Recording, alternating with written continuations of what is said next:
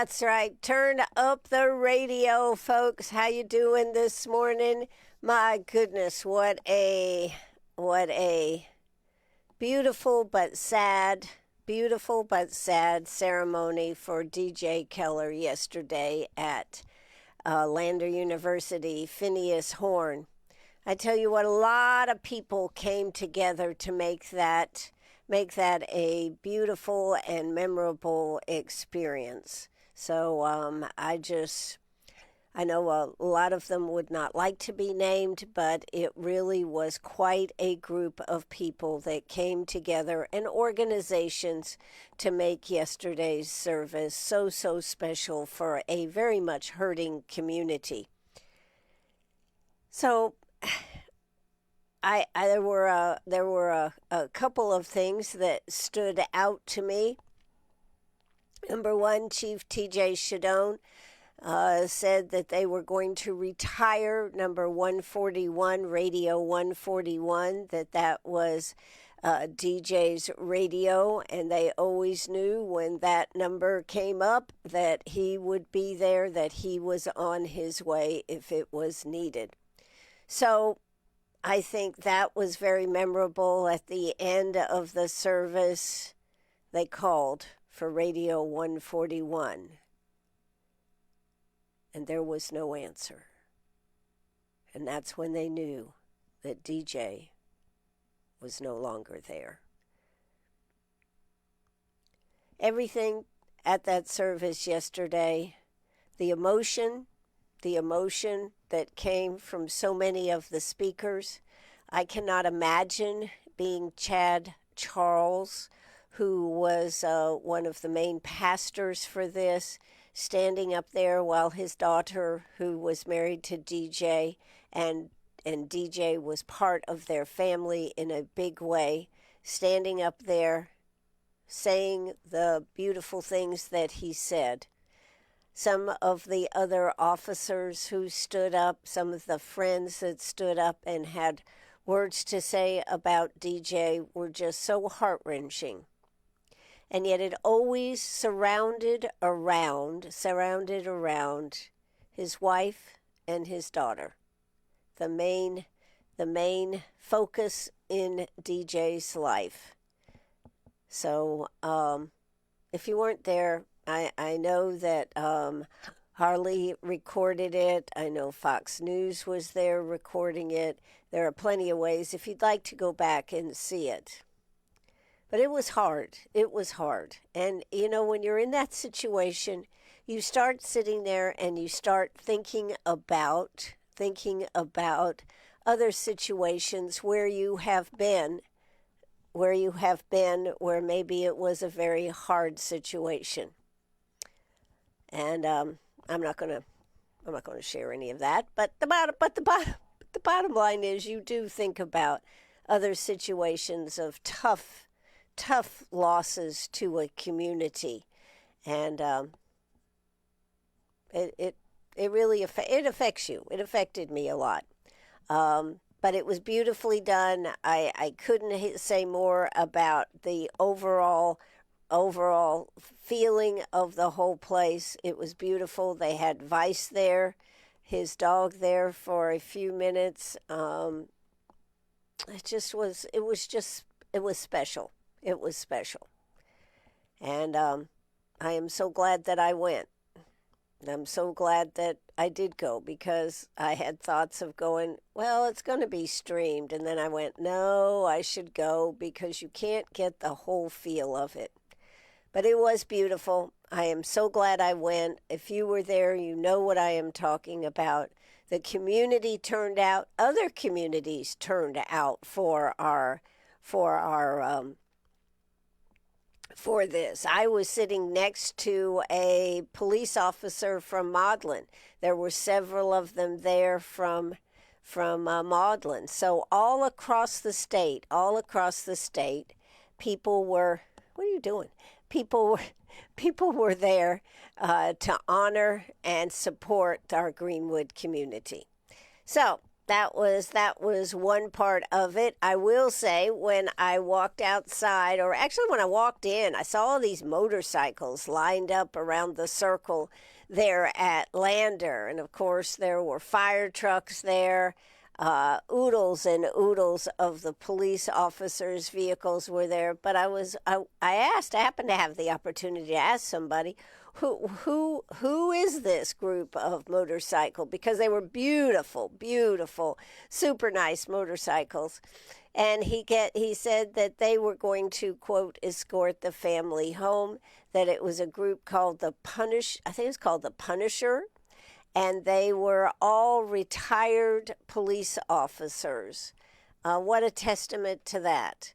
A couple of the fire trucks were out there, and to see the American flag flowing down from the ladder as they quite often do was another symbol of support and beauty. And I thought the home of the brave, land of the free. Because of the brave, we have this. And it is not lost on me, and I hope not on anybody else, that without the peacekeepers, without those that are charged with doing this job, where would we be? So I just wanted to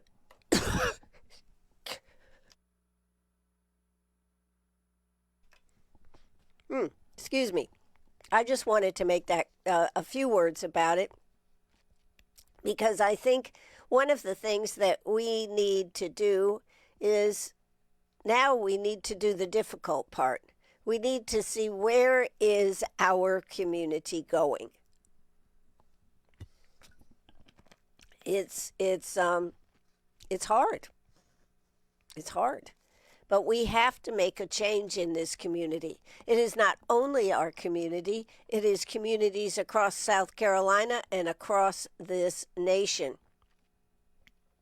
So I think the question is, what comes next for Greenwood? Where are we headed? Are meetings enough? I know there are already meetings being scheduled. How are we going to create lasting change? How do we reach the neighborhoods most affected? How do we destroy gang influence? How do you get parental buy-in? How do we mentor kids who go back into difficult situations? I think these are all questions that we must start asking ourselves and not get lost in a myriad of meetings that we so often do, and then I really think what happens quite often in our community, because I've been part of some of these groups, let's have a meeting about this. Okay, let's have another meeting. Okay. By the time we get to the doing, most people have lost interest because there have been so many meetings. I mean, this is going to take thoughtful, and it's a problem that we have been that we've been dealing with for so long. How do we make a change? I would love your input if you have any ideas. 864-332-9355, 864-332-9355, or I'm on Facebook Live this morning. You'd like to make a comment right there on our Facebook page, I would love it. I would love it, because we all are needed to be involved in this. There are no simple answers. I don't have the answer. I just wanted to bring up that the next step is trying to figure out how to move forward. It takes all the big entities, the school district, our law enforcement, the courts. I mean, it takes all of these. But it also takes the smaller players, the parents, the students. So I don't know what the answer is. I hope in the upcoming weeks that we're able to start having people come forth with ideas and suggestions. And I think the other thing is, no suggestion should be off the table. Sometimes we have those that think they know it all. Mm-hmm. And and uh, people. That's where I think a lot of people become disengaged because somebody says, "Oh, well, we're going to do this. We're going to do this. Yada yada," and all of a sudden you start losing people because people's opinions, people's thoughts were not taken into account. So somehow we've got to get to a forum type base where all voices and all communities are put in the mix. This is just something I wanted to say this morning. I don't have an answer. I'm just putting it out there. How do we get there? 864-332-9355. That's something that we need to focus on as we begin to heal this community, and so that we don't feel that we don't feel that we will just not do anything. So 864-332-9355, 864-332, or just say something on Facebook. Be bold, be bold. Go ahead and say it on Facebook. Love to hear from you this morning. All right. You see one of our listeners just popped up here and said right here on Facebook, I think common and very prominent issue is these children are being raised by social media and video games. I think that's true too. So many people, let's see, think that the answer to every problem is medication for children. I disagree with that. There are some who need medication, but that's not the answer to every problem. The kids think every day they see on TikTok, everything they see on TikTok is true and real. I think that's very true too. I think we have become a society that lives out our lives on social media. I tell you, last week I kind of took a break from social media because there was just too much about DJ and too much wrong type of information out there that I said I need to take a break. And I don't know about you, but if you've started taking any breaks from social media, how are you finding your life? How are our kids affected with all this? I mean, when you see a young child practically having a fit if they don't get that telephone in their hand to play with, and you, because you're trying to do something else, you hand over that telephone, it's all true. It's true.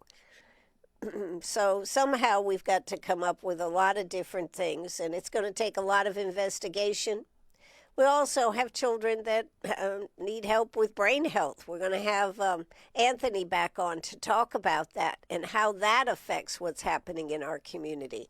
So these are some of the things that I plan to do. I hope to be asked, included, and part of some of these discussions. Whoa, not you, Ann Eller. I hope I do. I hope that I can lend something. I don't live it every day, though. I'm not in that situation. And those are the people that we need to hear from. We need their buy-in. How do we help you help yourself? That is the question. How do we help you help yourself? And how does a phone not become a babysitter, right? The phones have taken over babysitters. Do you remember back in the old days? Children had to behave. Were you ever a child that was on a leash? I was on a leash for a while. Then I learned how to heel. And I got off the leash. But, and my brother, oh, my God, I don't know if he ever got off the leash. Yes, so, and that kind of stuff today, is that frowned on? It seems like it's frowned on. And so part of it, society has said, well-behaved children sitting there looking at a phone, I think is better than having a parent have to deal with it. Yeah. I think the other thing in our society, we're so much in a hurry all the time. And our children, if they're involved in activities, are involved in so many activities that parents or child don't have any relaxation. Or whenever they do take it, everybody goes, wow, this is really great. But that's not the issue here today. The issue today is, how do we change our society? How do we have a situation where blue lights mean stop, where becoming law-abiding is part of the picture? And that law enforcement, the thing that I have seen out of law enforcement, particularly in the last week, is how much they care for our community. You cannot just be in law enforcement as a job. It's a total involvement in our community. Thank God for that. Thank God for that. Mentorship is important, but how do we create that change that lasts after a child goes back to the same environment? We're dealing with this with there are a lot of different programs. And here's my other thing. We have all these different programs. Why can we not bring them together, bring them more together? I think that is another thing to me. But the mentorship that is going on is tremendous, whether it's Call Me Mister, the Optimist Club, Hoot Henderson, the Boys and Girls Club, and more. That's just a few of the things out there. But how do we bring all these together? What happens to that child that comes into a mentorship program, whether it's through Boys and Girls, the Optimist Club, any Hoot Henderson's group, any of these, and then send them back into the environment? How do they survive? The only thing that I can think is that they actually see for a few hours every week that there is another way. But the other side of it is, as long as there are gangs luring these young kids into their fold because they're not getting at home what these children need, the harder it is for them to succeed. They go to the gangs because the gangs give them what they want. They give them belonging. They give them support. They make them part of something which they don't feel at home. So that is, in my opinion, that is the crux of it in a nutshell. It's very easy to sit here and say, oh, this is what we're dealing with. But if anybody has any more opinions, of course, 864-332-9355. We are on Facebook Live at WCRS Radio. You can make a comment with us right here live on Facebook. You can also comment on our call-in text line, 864-332-9355. So please be part of the conversation, because, it's going to take all of us to make a conversation and to come together. And my Supremo texter here, Grandma always said, the grass is always greener on the other side because it's fertilized with BS. I've never heard that last part. It's fertilized with BS. Well, I think we should say society is always greener on the other side of the telephone, on social media, TikTok, or whatever you are at. And I think that is true. We have become a society. I'm susceptible to it. You click on one thing that might be a sponsored ad. This is a little aside. And you go, well, that's interesting. No, I'm not going to buy that. And then over and over and over, they hit you and you just go, why did I even bother to look at this? And then sometimes you say to yourself, I'll go ahead and get it. And then you wait forever. And then you may not even get it. But I mean, they are merciless. Social media is the selling machine on that are merciless. And I love these I love also, this is another aside on social media. Do these posts interest you? Would you like to see more of these? No. Right. Yeah. Okay. One of our other texters here said, we need more police officers with higher pay to retain them. Stop trying to grow without an infrastructure resources in place. Well, that's James, and that is true too.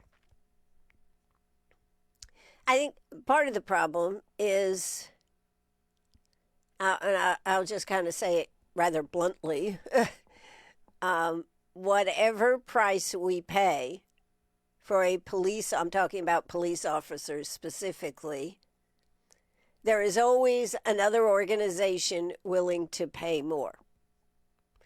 And that is a huge problem.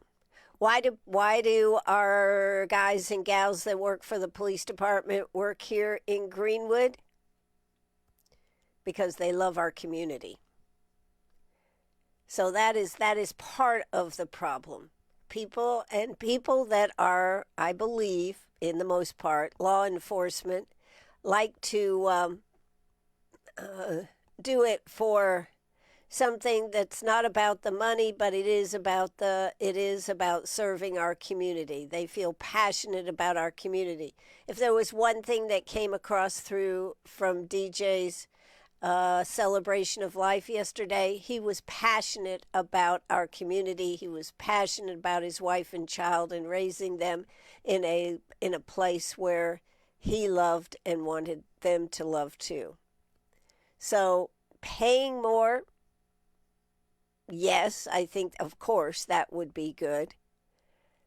But the problem is we've got to like I said, there's no limit for the special type of people that law enforcement are, that they could be paid for. The question is, do they want to move to another area? Do they? And some do, and some do.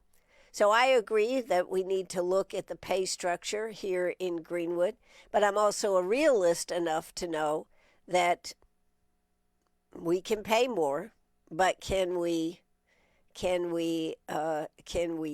them for sure? I'm not sure. I'm not sure about that, but that is a good point, James. I agree with you on that. But unfortunately, when the state patrol, highway patrol, and this organization or this community is willing to pay more, if money is really the issue, then you're going to lose them. And I think when I sat there yesterday and saw our Greenwood Police Department all sitting there together as a group, it made me proud to know that we have a community that cares. So I hope that is one piece of the puzzle, but unfortunately it's not the whole puzzle. Stephanie says, I think some of this still starts at home. These young people don't have respect for authority, not police officers, not the administration of schools, not teachers. But Stephanie says, yes, I think James is right. So are you willing to pay more taxes? Are you willing to pay more? Because, and I tell you two things came to light when we had Solicitor David Stumbo on last week. If you get a chance to go back and listen to that interview, I know it's posted on it's on Facebook. I think it was Tuesday. It was Tuesday afternoon, last Tuesday, which was the 12th. Yes, the 12th. Is that our communities should not have to pay to send children, minors, down to Department of Juvenile Justice, $150 a day. I think that is one of those things that we needs to get changed. I really question, and I've talked to several of our legislators, and I don't really understand the answers that they give me.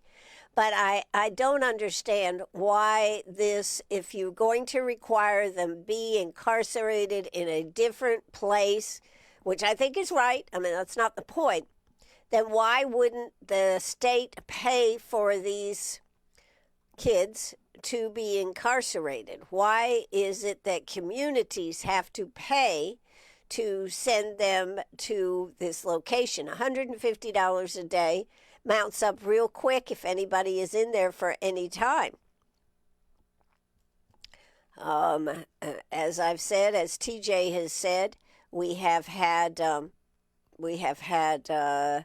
kids go down there. They had a $10,000 budget that they put aside for that $150 a day for juveniles. They've blown way past that. So the answer to that is, I think the state should be paying for that. Therefore, whether it's a small community or a large community, they can afford. They don't have to worry about affording and making that decision to send a child or not to send a child to there. None of the other things that David spoke about was how we are treating the ages of being a minor. When you have a 16 or a 17-year-old doing adult crimes, should they be charged as an adult? Should they be able to hide behind being a juvenile? So that's another question. That is another question. But that is something that needs to be looked at by the legislature. The other thing that David said would make a difference if we could literally get rid of the gangs. But the legislature down there in Columbia does not give us the tools to do that. When I asked one of our legislators about that, and this was a bill in the Senate, he said that he thought the bill had, quote, finally gotten out of committee, but he was going to have to check. Being able to treat gangs like the RICO laws, the federal RICO laws, where they get to go in and take everything, I guess part of it making it so that the low persons, the juveniles that are in the organization, being able to say who's the head of it without any recriminations, all of these things might make a difference. But this is where we've got to do. You cannot get rid of the gang influence if you're not willing to cut off the head of the snake.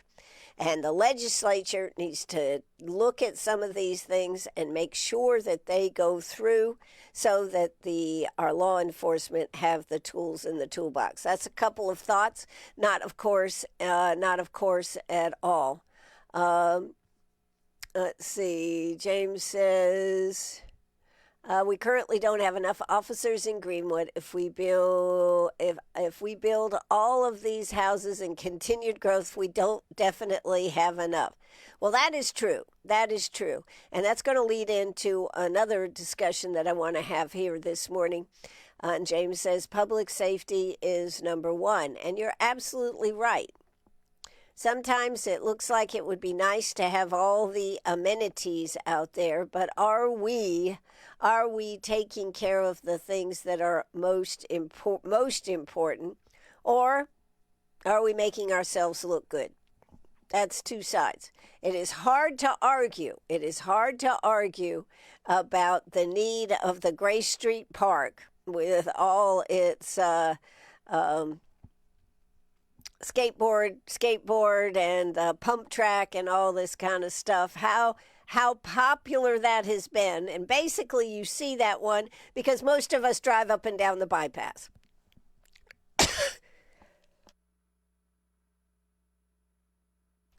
So you see that one and it's immediate reaction. But my point is we have got to take care of the infrastructure in order to grow. And that is absolutely a problem that we, the people, I think, sometimes see. I'm not sure that our councils see this. In fact,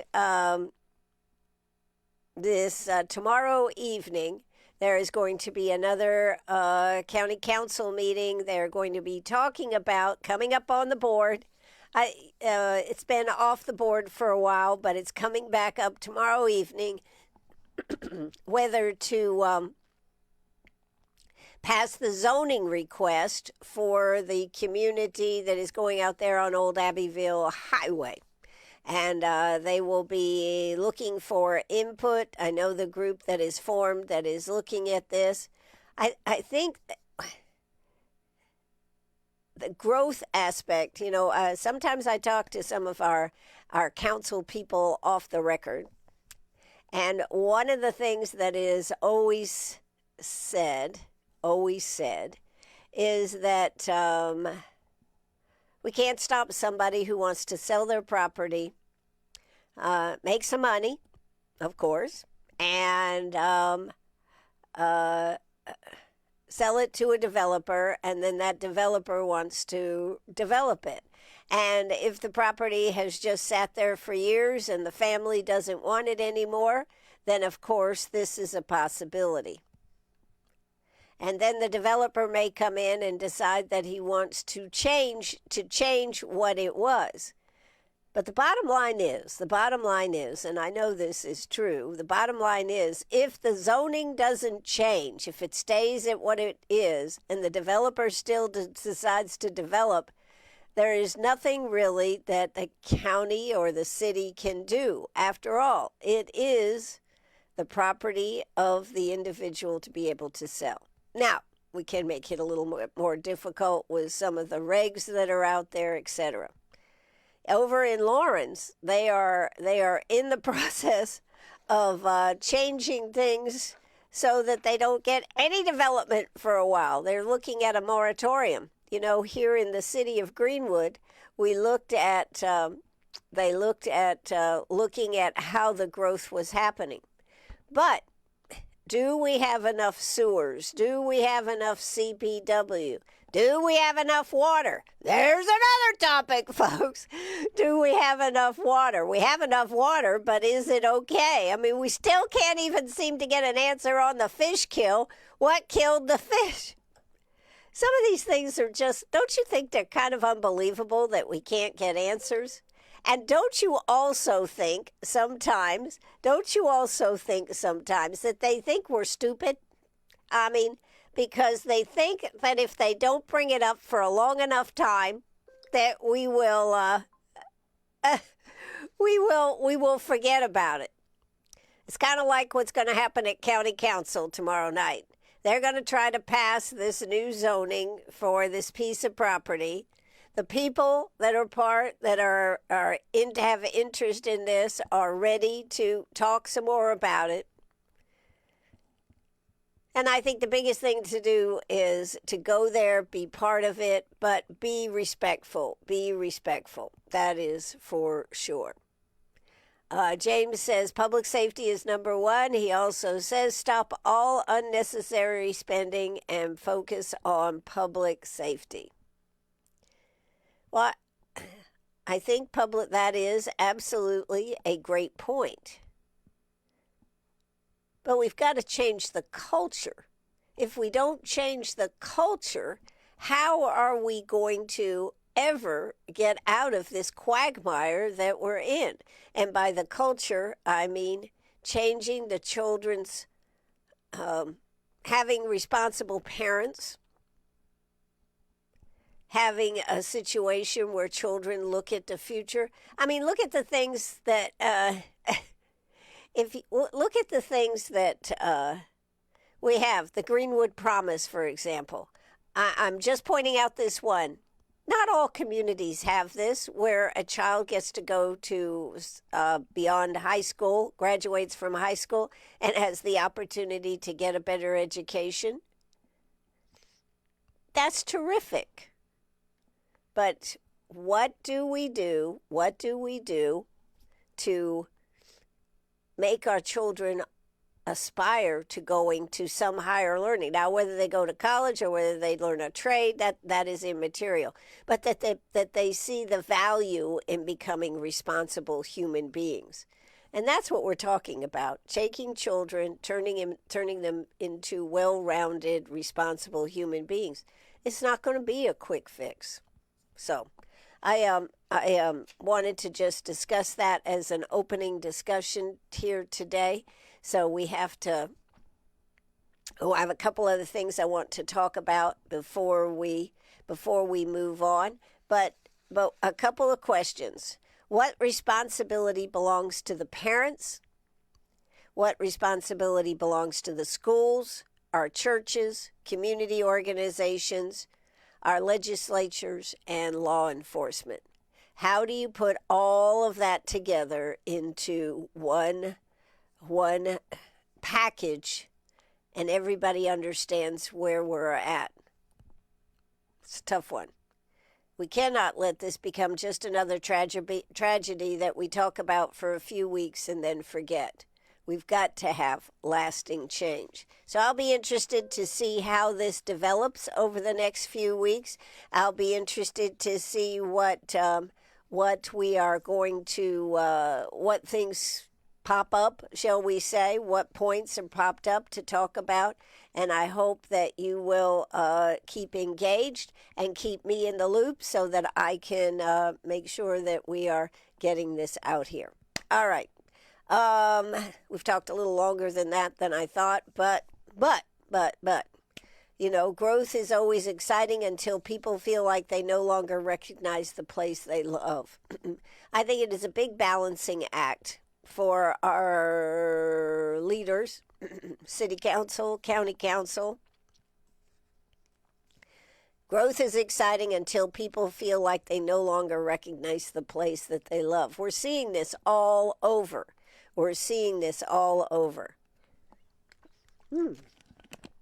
Oh, that's a good drink. It's just Lipton's zero sugar green tea citrus, just FYI. But it's pretty good. County council meeting tomorrow night, rezoning concerns, more housing growth, traffic infrastructure pressure, that's all part of it. I mean, look at that big development that they just approved over there for 96. Amazon is coming. A big housing development is coming for over there. But I guess I would ask, if we were talking about 96, what is the eventual goal for 96? What is the goal? Is it to become a mini Greenwood?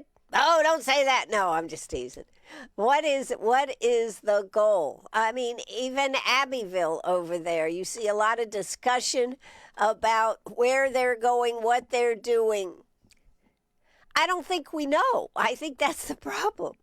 Or if we do know, we don't know. We don't know what our councils know or what we want to know. And I think a lot of times, and I'm sure somebody will give me blowback on this, a lot of times we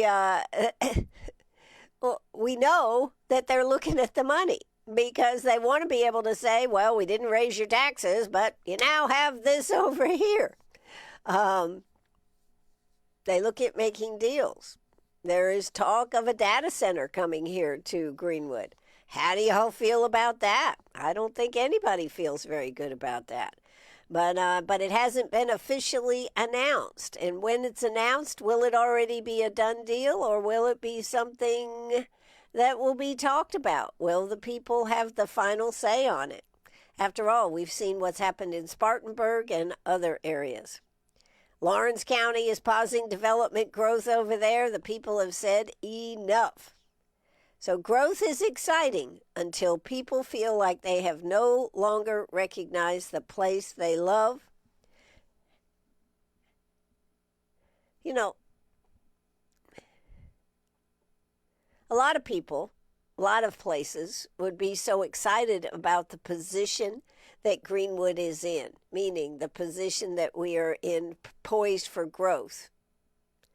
And but when we look at the toll that it has taken on our community, how we haven't addressed the gang influence, the public safety, all the issues there, I wonder if they would really be that excited about it. So Lawrence has said hit pause and said, wait a minute, we're growing faster than we can handle. Is Greenwood growing faster than we can handle? Is Greenwood growing faster than we wanted to? I will make the point that Mark Allison made, that if we don't allow these housing developments, they will go to another, across the line in a different county that is open to it, and they will get the housing benefit. But it's only a benefit if you can afford to put the housing in. Do you agree? Yes. All right. So what kind of growth does Greenwood want? Can infrastructure support growth? How do we preserve a quality of life? What happens if growth outpaces road, schools, and public safety? It's called chaos. Chaos. Yes. What happens if growth outpaces roads, schools, and public safety? Chaos is what I say. Whether we're talking about crime or growth, the real question is still the same. What kind of community are we becoming, and what kind of community do we want to be? All right. Now, big topic this week. Big topic is going to be redistricting down in the legislature. You may remember, or maybe you don't, we didn't really talk about a lot of these things last week, but the House decided that they were going to, they wanted to take up redistricting, so they did a sine die that said that they could come back this week to talk about it. Well, the Senate was stalled, and basically stalled by Shane Massey and a few others into not coming back. So now the governor, who said that they weren't going to take up redistricting, must have gotten a lot of pressure, not only from Donald Trump, but I'd say from other sources around. Plus, his own lieutenant governor was pushing the redistricting aspect of it to be able to change the lines on congressional. Okay, so now he said, yes, you can come back and talk about it. He's ordering them back in. It will be interesting to see where this goes this week. Will they? I don't think they have to take up, the Senate has not agreed to take it up. The House has. So I don't know what else I'm not sure that they absolutely have to take it up, but they will, because this is the way this thing is rolling. Here's the thing. Number one, this is going to be very expensive. Number one, it's expensive to call the legislature back. Number two, reprinting, changing the primary and not the election date, but changing the primary will be very expensive. What happens to the ballots that have already been turned in for absentee voting? And what will it mean if they redraw congressional districts so that people end up in different districts? You know, one of the things that could happen, I mentioned this last week, is that the primary would be after the official primary. And of course, you know, we have a governor's race, highly debated, highly competitive. But we have, 6 people in that on the Republican side. The most that are going to make it out of there is going to be 2 for a runoff, the top 2, if nobody gets 51%. And I think that's pretty much we're going to have a runoff. Another expensive thing to do, but that's part of the process. Okay. But when they redraw these districts, and if you have looked at any of these maps, some of it is kind of unbelievable how they're putting it all together. It's not really going to affect Greenwood that much, but down there on the coast it's going to affect Greenville, how they're lopping and putting together Lexington and potentially Greenville. Number one, to me, doesn't make any sense, but that's neither here nor there. What could happen is Ralph Norman and Nancy Mace could decide to run for the House again if they don't make in the election process because the primary. Now, I've spoken about this. I think that is hilarious. And who would be for redistricting? Nancy Mace, very much so. I don't know about Ralph, but I think Ralph would look at it and say this is advantage Ralph. So, and then the people that had already signed up to run and have spent money on campaigns could actually be out of their district. So that's the deal on that. But the question really becomes, and this is one I don't think anybody's really thought about. So when we're supposed to do redistricting every 10 years, when they redistrict back in 2020, it took several months for them to actually get this job done. There was a lot of back and forth. There was some court issues on it. It was difficult. I don't understand how they think, oh, just a few days, boom, we can redo it. All right, that's number one. But the number two issue is, when will they start doing redistricting on our state legislature, our houses, our House representatives, our senators? And how often do you start doing redistricting? Every time, every 2 years, do you start doing redistricting? Does that not create voter disenfranchisement? Do you really want to not be in one district this year and you know who your representative is, and next year you don't know who it is? These are the questions that come down to the insanity of our governments. You can redistrict. You can redistrict, I guess, every year. But is that what we want to do? I don't think so. Oh, I don't know. I think we just lost our feed here or something. Well, I'm going to just go ahead and finish up on this point. The point is, do you want to have redistricting at the whim of whoever? There you go. We're back again. Do you want to have redistricting at any point? That is the question. How do you feel about that? 864-332-9355. This could become an issue that is like a ping pong ball. Whoever's in charge, let's redistrict. So I wanted to bring that up. I think that is something to watch. It's a redistricting issue here in South Carolina. Cost to taxpayers, new candidate filings. Would it reopen races? Could candidates like Norman or Mace run again? Yes. Ballots already cast. What happens with those? And could districts constantly change? Yes, that is the question. At what point does redistricting undermine public confidence? Does constantly redoing confuse voters? And how much should taxpayers pay for repeated legal political battles? Yeah, there you go. All right. So I think we are going to finish this up. I had some more topics.